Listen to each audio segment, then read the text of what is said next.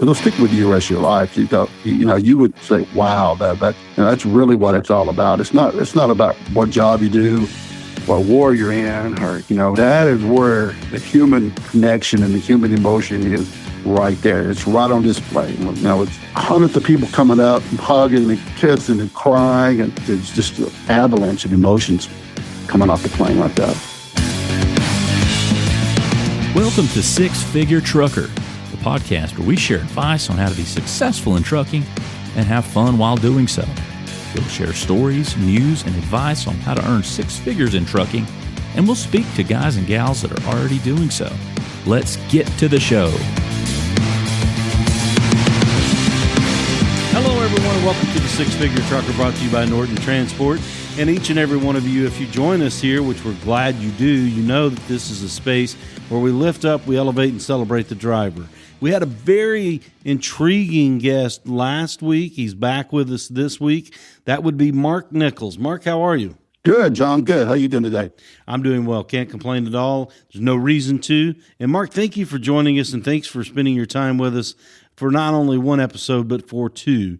And if you guys were listening and heard Mark's fascinating stories from last week, you heard this was a man who became a journalist for a small town newspaper and was able to bridge that into a podcast, much later, a podcast that he has, the Mark Nichols podcast, that came about during COVID.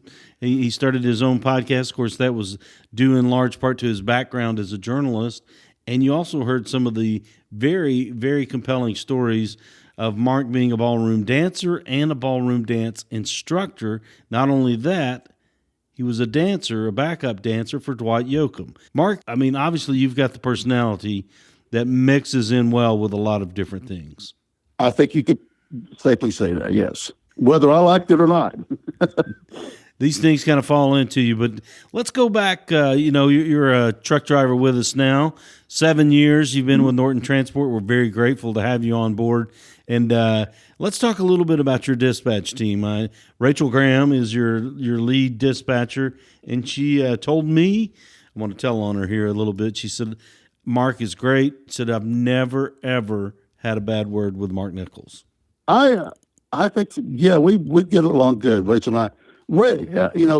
Being a former dispatcher myself when I worked for U.S. Express, Rachel, I could tell that I would have loved to work beside her because I know that at the end of the day, she's going to have her stuff done. She, her drivers are going to be squared away, and I like working with dispatchers who, just get it done. Don't mess around. Knock it out of the park and move on. That makes it so much easier for the driver because you're not having to, call several times, making sure this is done and that done. And with Rachel, you can say, hey, I need you to do this. Rachel does it, and there's never a second thought about it. You know it's going to get done. That's cool. And I'm sure being a former dispatcher yourself, you know which questions to ask. You kind of expect what's coming. Yeah. I remember Stephanie Shepard used to be my dispatcher before she moved up. And I could tell when she was having a very busy day or in a non-busy day. I would do my check call in the morning and say, hey, listen, this is what I'm up to today. This is what I'm going to be doing. Make it quick because I bet you're busy right now and you don't need me, you don't need me to be sitting here yapping my mouth all day long. Just tell them what they need to know and get off the phone so they can go back to work. I got you. Now, we were talking before we got on the air, actually before our first episode. You have served this country, and you did so in the Gulf War, as you referred to it. You and I are about the same age, and many people in our age range refer to it as Gulf War I. Tell us how that came about, and just kind of walk us through that. Sure. When I was 17 years old, I got a little postcard in the mail saying, join the National Guard. And this time I was living in Pulaski, Tennessee at the time. Join the National Guard, do your basic training between your junior and senior year of high school, and then do your follow-up AIT training the summer after you graduate from high school. So you kind of split that 4-month training into increments. 2 months for basic and 2 months for your your skill training or your AIT training. So at age 17, I went to Fort Dix, New Jersey. After I finished my 11th grade year, went through 10 months of basic training. And the reason why I wanted to do it is because I did not want to ride the bus my 12th grade year at school. I didn't have a car. My parents couldn't afford a car. And when you're living in Pulaski, Tennessee, the only two jobs are hauling hay and sacking groceries. And neither one of those are going to get me enough money to buy a $1,200 Chevy Chevette from my grandparents. So I didn't have to ride the bus my 12th grade year. So I went to basic training, Fort Dix, New Jersey, shaved my head, marched around, got in good shape, lost a lot of weight, and come back with $1,200 in my pocket that I was able to give my grandmother and grandfather. And they handed me the keys to my Chevette. So my 12th grade year, I got to drive to school, and I didn't have to ride a school bus. So that started my military career.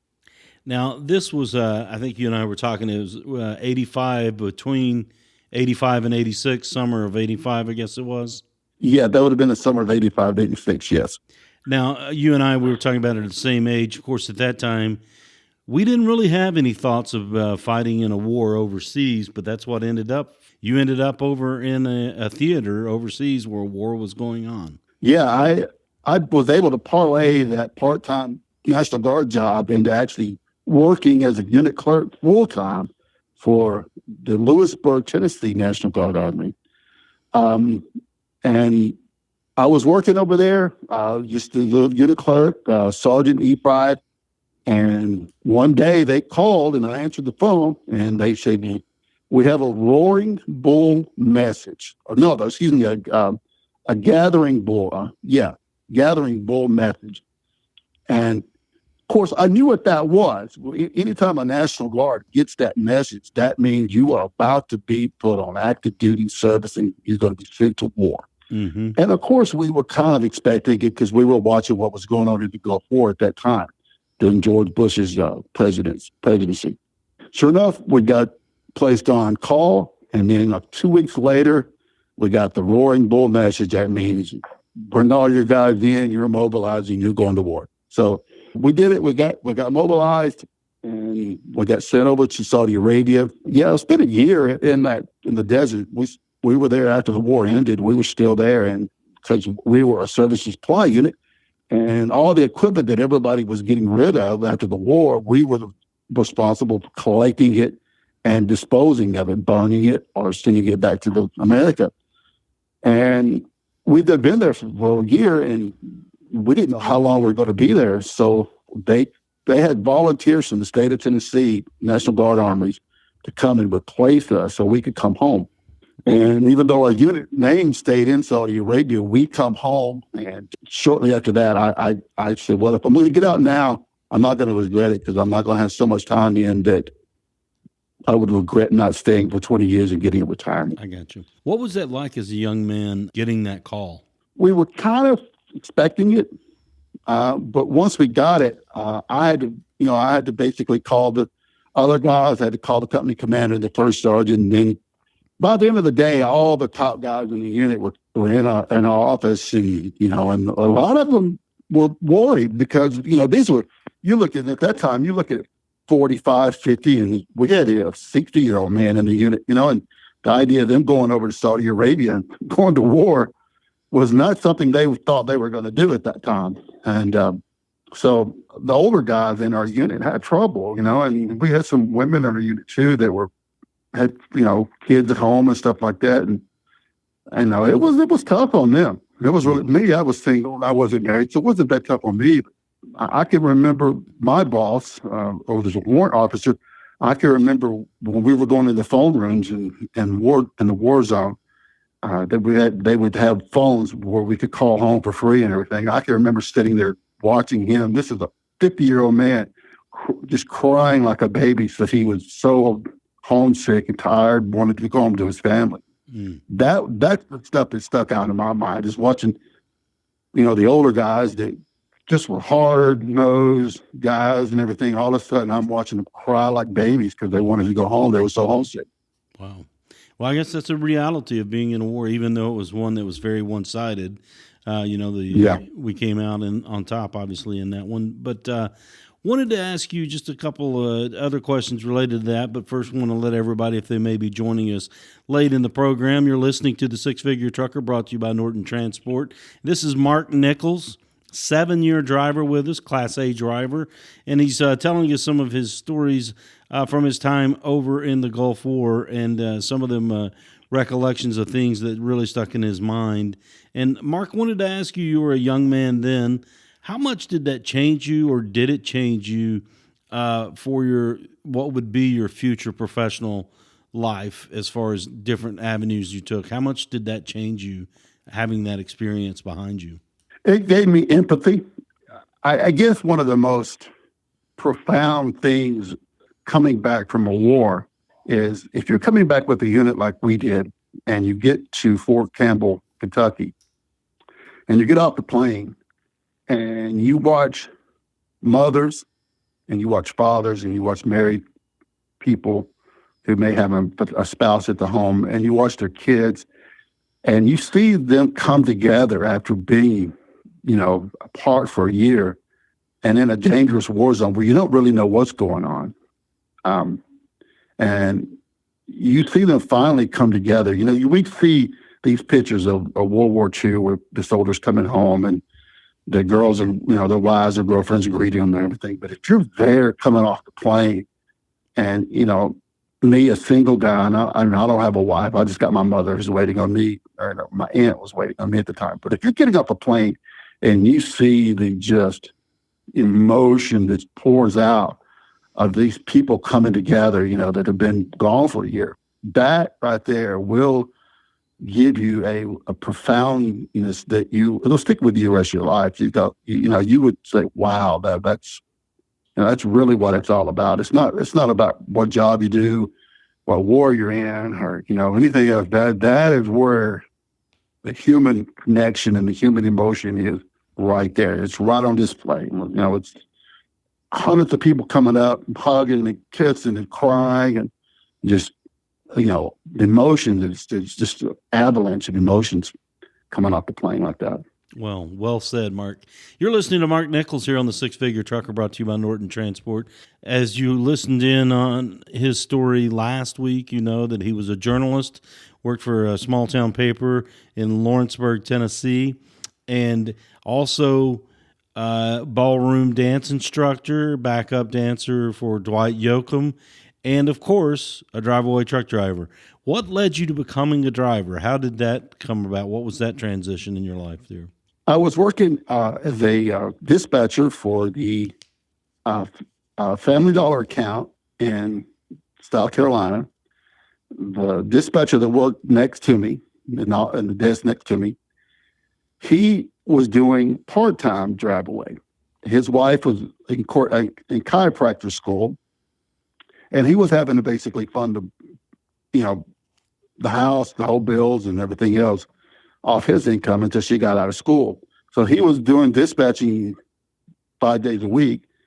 He would fly out of Spartanburg, Greenville, South Carolina on Friday evening, fly up to Chicago, take the train over to Elkhart and get an RV and deliver it Monday morning, fly back, and he would be at his nighttime shift with the U.S. Express on Monday night.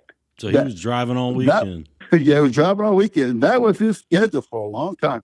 And he would tell me about this, driveaways. I really didn't know much about it. But then he would say, yeah, you can pick your own load. You get a load board, do what do the load you want to do. You're a contractor.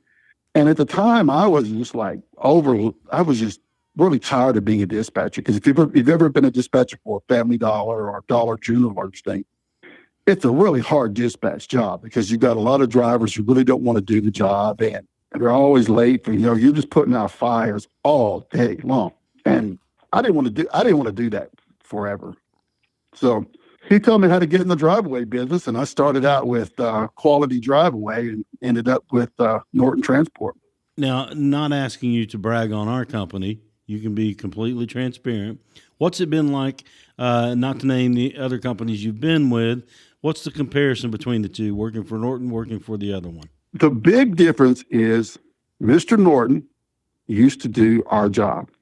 He knows what the the drivers are going through. He knows what it's like to accept a load. He knows what it's like to try to make a profit on a load.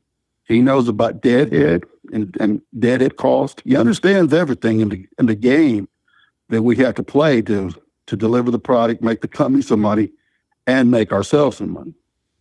And unlike these other companies out there, Quality, Bennett, and all the rest of them, they don't understand that concept. And Mr. Norton understands it very well. And the fact that he will schedule you a rental car or get you a plane ticket and even, maybe give you a little credit towards those purchases, he makes it where you can get out there and keep running, and you don't, you're not worried about, can I get to this next load? He's going to help you. And that is the difference maker, because all the other companies you're out there, when I first started with Quality, I can remember delivering a load, and I would have to take 4 or 5 different modes of transportation to get to my next load, including city buses, Greyhound buses. I mean, and you didn't have Uber back in those days. Mm-hmm. So getting that last mile, from your pickup and your drop was tricky. It was a challenge. I'm sure. Yeah, and Mr. Norton understands that, and he makes it easy for you to move out there. And if you can't move efficiently and this kind of work, you're not going to make any money. Right. And Mr. Norton understands that, and he makes sure his drivers can move efficiently, and you can make a profit. And that's why I'm with Norton. There's no other comparison because of that one simple fact. He's done this job, he understands it, and he's going to make sure that his drivers can get out there and move and make the company money and themselves some money. That is the difference maker. That's well said right there, Mark, because Calvin Norton, he does understand drivers. As a truck driver, still drives to this day, has a CDL license, and if need be, he will get behind the wheel. And that's something that comes down the pipeline from Calvin, through the company, the importance of taking care of the drivers. And Mark, we think you have been doing a good job taking care of us, and we certainly appreciate you joining us on the show, on the Six Figure Trucker, brought to you by Norton Transport. And the last question I wanted to ask you, we're in the coming up on the last part of January. As an experienced driver, what advice would you give to other drivers as it pertains to not just cold weather, but if you get a load North Dakota, South Dakota, Minnesota, you're going to be sub-zero temperatures there and driving in bad weather, whether it be ice or snow. What's your advice for those drivers? You got a phone, it's got weather reports on it. And like I think I was talking to you once before, you got to do your homework. Nobody's going to do it for you. When you pick up a load, check the weather, check how you're going to get in, how you're going to get out. You can, now on your phones, you can look at the road conditions. And when it comes to driving in cold weather, always remember, you can drive on a road that has no snow. You can drive okay on a road that has snow, but you cannot drive on a road that has ice. Ice will win every time. Sometimes you have to get off the road when it's ice. Yeah, absolutely. Great words of advice from Mark Nichols here on the Six Figure Trucker, brought to you by Norton Transport. Mark, we really appreciate you being on the program with us and sharing that advice, sharing your stories, personal stories, and those overseas in the Gulf War, and everything you learned from that, and everything you shared with us last week. We certainly appreciate you. Thank you, John. I appreciate it. Six Figure Trucker is brought to you by Norton Transport. Norton Transport is a drive-away trucking company that customers can rely on. It offers excellent independent contract driving opportunities to professional, courteous, and qualified drivers that can provide the kind of service we deliver. If you're interested in learning more about Norton or just want to subscribe to the show, check out 6-figuretrucker.com. That's 6-figuretrucker.com.